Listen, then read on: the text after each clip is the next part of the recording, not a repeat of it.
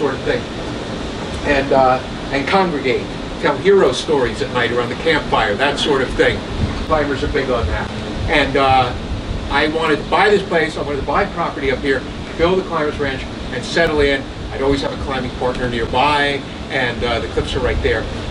As soon as I bought the place, the people on the other side of the river, from there upriver for about 3,000 feet, all got together and came over here and told me that they didn't want my raping, pillaging climbers in their neighborhood, robbing their houses at night, having their motorcycle races and landing their helicopters in my field. All the things climbers are famous for.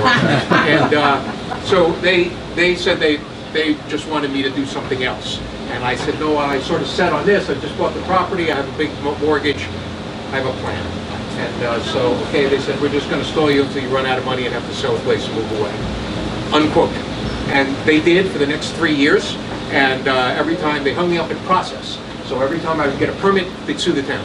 Or they'd come in and protest the permit or something like that. Somehow they'd foul it up, stop the gears from moving. And after 3 years, I did run out of money, and I had to sell off most of the property. And over the next years to come, a few years to come, I ended up having to sell all but 7 acres. So I started out with 36 acres, 3,000 feet of riverfront, a 240-year-old water-powered grist mill on the National Register of Historic Places, and a few working buildings, a big field, and 3,000 feet of that riverfront there. And I ended up with about 7 acres right in the middle with no waterfront and not having the mill. And I had to figure out something else to do, and I called the local zoning officer and asked him to come down and tell me what I could do that I had a right to do. Nobody could stop me from doing to make a living on this property. And he came down, we walked around, he said, you know, you're in an agricultural district. In New York, if you're in an agricultural district, you have a constitutional right to farm, which you can bet really thrilled me. But he also pointed out that in New York, a winery is a farm use. So he pointed me in that direction. He knew I wanted activity going on here. I wanted to make use of the property, so he suggested that. And I started looking into wineries and quickly decided I didn't want to be in the winery business. Growing fruit in the Northeast is a problem. Growing grapes anywhere is a problem. And I just didn't care that much about wine. And I sort of have always made a living at things I really like doing. I've always managed to find some way to make a living off of it. So I didn't want to do that. But I also stumbled upon the fact that there were no distilleries in New York. And I started to wonder why. I went to distillery law and started reading that and realized that the fee for a permit for a distillery in New York since Prohibition had been $65,000 before you make a drop, before you even build the place. And so I looked further into it and realized that the year before I was looking in this, the state had passed a new distillery class license for small distilleries, junior distilleries, capping production at 35,000 gallons a year. It was called the A1 license, and it dropped the fee to $1,500 for 3 years. And I looked at that and wow, I'll risk it. I'll try whiskey, yeah. So I knew nothing about making it or about alcohol at all, except how to open a bottle and drink too much of it. And but I realized nobody made whiskey in New York since Prohibition. New York City is 75 miles away, media central, the biggest whiskey market in the country. And I've got 500,000 tourists a year coming within 500 feet of this place every year for the preserve and the park and everything else, the university, all that stuff. So I spent the winter fermenting apple cider in my basement. I was living in that big white house behind the building here. And then fermenting it in the basement and distilling it off on my kitchen stove in a small dome top, you know those old dome top chrome whistling tea kettles with a trigger here, and that black cap on it. I got a design for how to convert that into a small primitive still, stovetop still, off a website called dangerouslabs.com. it worked though, and I still have it. I still have it. We don't put it up because we don't want anybody saying, well, how come you had that before you had a license? You know? But I was producing alcohol. You wouldn't want to drink any of it. It was terrible. But I was trying to figure out what's going on in there and following the reading I was doing, trying to get to understand the process. And by spring I thought, I can get this. This isn't so hard. I just need better equipment, a little more education, and a license. So I started applying for the licenses. You have to get a federal license first, and then you get the state license. At the time, there were no small distilleries in New York. There were no distilleries in New York, hadn't been for 80 years. So every time I would take the application and go to Albany to the State Liquor Authority and ask a question, it was the first time anybody had asked that question in 4 generations. So at the time I was trying to figure it out, they were also trying to figure it out. And we got to working together. In 2000, that's when I started doing that in 2003. And that was when I met the guy who would be my business partner. He came on board here. He wanted to buy the mill from me and make artisan flour, keep the clients we already had at the mill, because when I bought the place, we were still grinding flour. That's a 240-year-old wooden flour machine right there. Oh. And they were still grinding kosher for Passover matzah flour for some Hasidic communities in Williamsburg. So every year we'd end up with a team of a half a dozen Hasidic millers and their rabbis living in that little, down here under the porch, in that little room there, for like 3 months, and grinding with this thing, and making many thousands of tons of kosher for matzah flour, which we then store in these 2 buildings under rabbinical seal to Passover. And then they come back and get it, bring it down to the village, down to Williamsburg, and make the high-end, really expensive dry, tasteless bread for the holidays.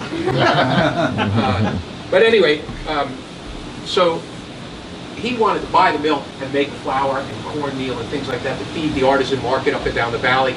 And I said, yeah, great, go spend a couple of days with them. It was in August. Go spend a couple of days with them and see if it suits you.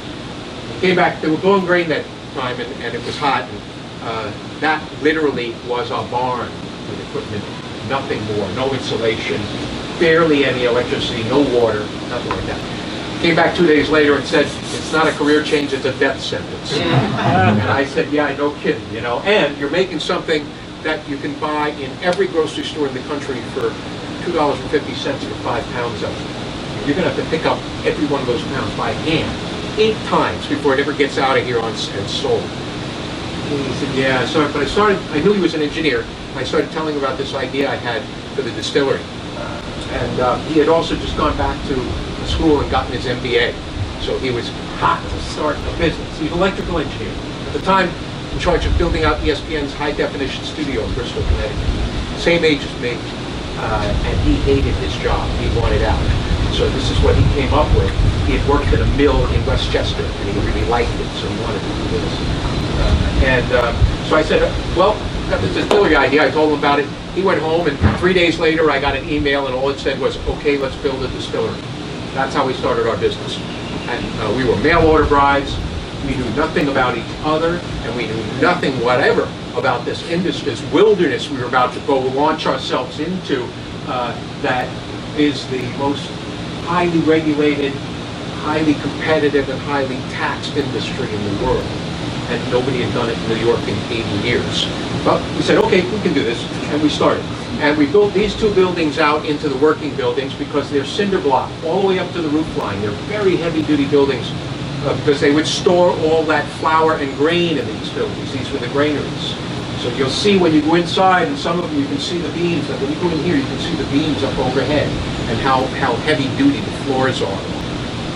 We started building them out into the distillery space. We put our first still upstairs on the other side of those double doors there. It's now, all the stills are located pretty much on the other side of the building because we had a fire up there about 3 years ago, which was not a terrible catastrophe, but it shut us down for 3 months while we rebuilt. Anyway, we put them up there and we started making alcohol. First thing we made was a vodka out of apples. We would go to the local apple slicing plant, and they'd load the back of my pickup truck up with scraps and peels and rejects and cores, and I would take them back here and we'd press them into cider, ferment them, and distill them up to 190 proof, and that would be vodka. So I started selling it out of the trunk of my car. We made a corn whiskey out of local corn, so that's an unaged spirit, so you can sell it right away. You don't have to put it away in a barrel.